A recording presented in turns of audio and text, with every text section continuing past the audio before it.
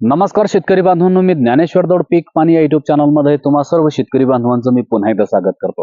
शेतकरी बांधवांनो, आजच्या या व्हिडिओमध्ये आपण जानेवारी महिन्यामध्ये अशा कोणत्या प्रकारचे पालेभाज्या पिकं आहेत की या पालेभाज्या पिकांची जर आपण या ठिकाणी जर लागवड जर केली तर निश्चितपणे शेतकरी बांधवांनो अवघ्या 25 दिवसामध्ये आपल्याला त्या ठिकाणी कमाई चालू झालेली पाहायला मिळणार आहे। आणि विशेष म्हणजे प्रति एकर म्हणजे एका एकर मधून आपल्याला त्या ठिकाणी 3 ते 5 लाख रुपयापर्यंत त्या ठिकाणी नफा हा मिळणार आहे। म्हणजे शेतकरी बांधवांनो, जे काही पालेभाज्या पिकं मी तुम्हाला सांगणार आहे ते पालेभाज्या पिकं शेतकरी बांधवांनो तुम्ही या जानेवारी महिन्यामध्ये लागवड करायची आहे। आता कोणत्या प्रकारच्या पालेभाज्या पिकांची आपल्याला लागवड करायची आहे हे समजून घेण्यासाठी शेतकरी मित्रांनो हा व्हिडिओ तुमच्यासाठी अत्यंत महत्त्वाचा आहे, अत्यंत इंटरेस्टेड आहे। त्यामुळे व्हिडिओ शेवटपर्यंत नक्की बघायचा आहे। व्हिडिओ कुठेही स्किप नका करू आणि अजूनही तुम्ही जर आपलं पीक पाणी युट्यूब चॅनल जर सबस्क्राईब केलं नसेल मित्रांनो तर नक्की करून ठेवा आणि हा व्हिडिओ जास्तीत जास्त शेतकऱ्यांपर्यंत शेअर करा।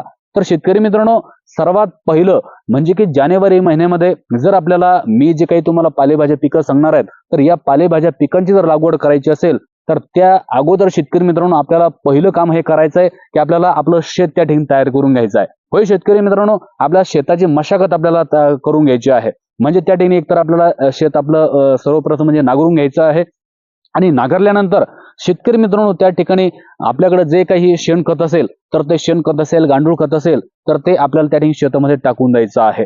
शेतकरी मित्रांनो, जर आपल्याकडे त्या ठिकाणी शेणखत नसेल किंवा मग गांडूळ खत नसेल तर त्याऐवजी शेतकरी मित्रांनो आपल्याला त्या ठिकाणी रासायनिक खताचा बेसल डोस त्या ठिकाणी टाकून द्यायचा आहे। शेतकरी मित्रांनो, जर तुमच्याकडे गांडूळ खत किंवा मग त्या ठिकाणी शेणखत असेल तरीही ते शेतकरी मित्रांनो तुम्हाला मी जे काही भेसळ डोस सांगणार आहे रासायनिक खताचा तर तो टाकून देणं त्या ठिकाणी अत्यंत महत्त्वाचं आहे। तर त्यामध्ये शेतकरी मित्रांनो तुम्हाला मी 2-3 पर्याय देणार आहे। एक तर तुम्ही 10-26-26 हे खत त्या ठिकाणी वापरू शकतात किंवा त्या ठिकाणी 12-32-16 हे खत सुद्धा तुम्ही वापरू शकतात किंवा मग DAP प्लस MOP पोटॅश अशा प्रकारचं कॉम्बिनेशन करून सुद्धा तुम्ही त्या ठिकाणी हे रासायनिक खत त्या ठिकाणी तुमच्या शेतामध्ये टाकू शकतात। परंतु कोणत्याही प्रकारचं खत निवडा, यामध्ये शेतकरी मित्रांनो तुम्हाला जे काही मायक्रोन्यूट्रन्स म्हणजे सूक्ष्म अन्नद्रव्याची 25 किलोची किट मिळते तर ते किट तुम्हाला शेतकरी मित्रांनो यामध्ये वापरायची आहे आणि ती तुम्हाला त्या ठिकाणी टाकून द्यायची आहे। आता शेतकरी मित्रांनो, जर तुम्हाला पालेभाज्या पिकांची लागवड करायची असेल तर तुम्ही त्या ठिकाणी बेडवर सुद्धा लागवड करू शकतात, मल्चिंगवर सुद्धा लागवड करू शकतात किंवा मग जे काही सपाट आपलं त्या ठिकाणी जमीन असते तर अशा पद्धतीने सुद्धा तुम्ही लागवड करू शकतात। प्रत्येक शेतकऱ्यांच्या ते मनावर अवलंबून आहे की कशा प्रकारची लागवड आपल्याला करायची आहे।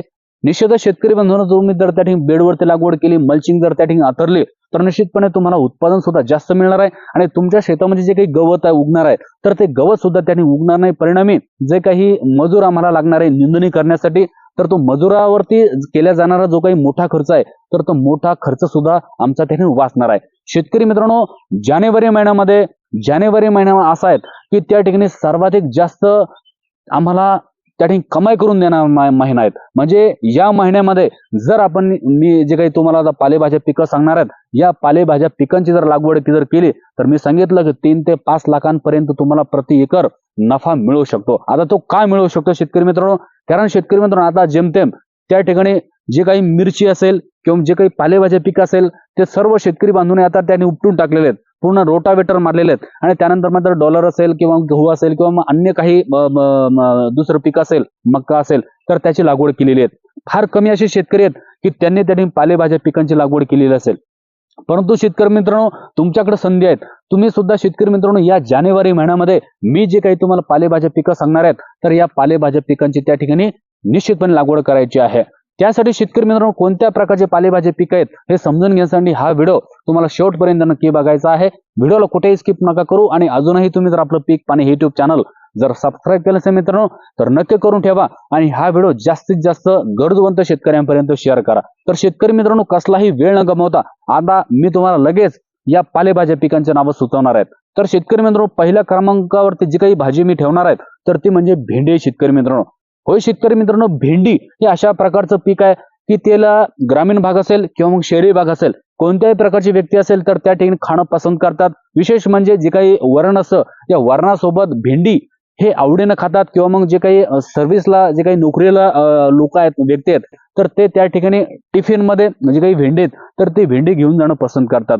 त्यामुळे शेतकरी बांधवांनो, अतिशय चांगल्या प्रकारची भाजी, जास्तीत जास्त नफा मिळवून देणारी भाजी, कमी दिवसामध्ये उत्पादन देणारी भाजी तिसऱ्या चौथ्या रोजी आम्हाला त्याने उत्पादन देणारी जर कोणती भाजी असेल तर ती म्हणजे भेंडी शेतकरी मित्रांनो. आणि या भेंडीला विशेष करून त्या ठिकाणी 30 रुपये 35 रुपये 40 रुपये जरी ठोक दर मिळाला तर निश्चितपणे शेतकरी मित्रांनो तुम्हाला त्या ठिकाणी एका एकरमधून कमीत कमी 3 लाख रुपये त्या ठिकाणी मिळू शकतात. त्यामुळे या जानेवारी महिन्यामध्ये शेतकरी बांधव तुम्हाला भेंडी या पालेभाजी पिकाची लागवड करायची आहे. त्यानंतर शेतकरी मित्रांनो दुसरं जे काही पीक आहे ते म्हणजे गवारीचं पीक आहे शेतकरी मित्रांनो. हो शेतकरी मित्रांनो, हे जे काही गवारीचं पीक मी तुम्हाला सांगणार आहे तर ते सुद्धा भेंडीप्रमाणेच आहे.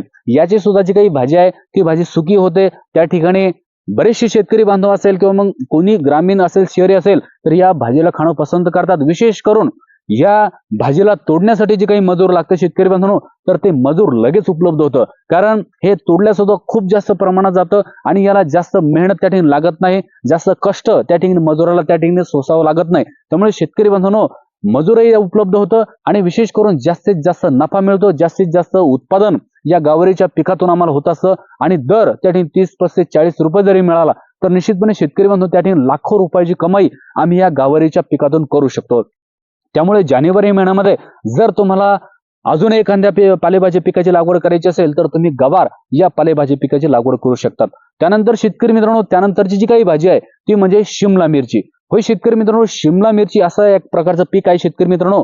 जर त्या ठिकाणी बाय चान्स त्या ठिकाणी जर दर जर त्या ठिकाणी थोडा शिल्लक जर मिळाला तर उत्पादन तर आवाढव्य होणारच आहे, परंतु त्यांनी बक्कळ कमी शेतकरी बांधव या जी काही शिमला मिरची आहे या शिमला मिरचीतून त्या ठिकाणी करू शकतात. त्यामुळे शिमला मिरची ची सुद्धा लागवड शेतकरी बांधवांनो तुम्हाला या जानेवारी महिन्यामध्ये करायची आहे. किंवा मग शेतकरी बांधवांनो याला पर्याय म्हणून त्याने जी काही बारीक मिरची येते या बारीक मिरचीची सुद्धा लागवड शेतकरी मित्रांनो तुम्हाला करायची आहे.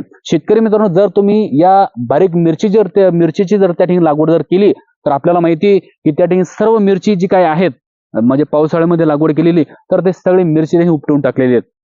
त्यामुळे शेतकरी मित्रांनो आता फ्रेश मिरची जर तुम्हाला त्यांनी बाजारामध्ये जर तुम्ही उपलब्ध करून दिली तर निश्चितपणे तुम्ही या मिरचीची सुद्धा लागवड करू शकता. निश्चितपणे मिरचीला थोडासा उशीर लागेल पीक येण्यासाठी किंवा मार्केटमध्ये उपलब्ध करून देण्यासाठी तुम्हाला, परंतु निश्चितच थोडं लेट आहे, परंतु निश्चितपणे उत्पादन मात्र प्रचंड आहे आणि भाव सुद्धा त्या ठिकाणी कमीत कमी 30, 35, 40 रुपये जर तुम्हाला मिळाला तर लाखो रुपयाची कमाई सुद्धा तुम्ही या मिरचीच्या पिकातून करू शकतात.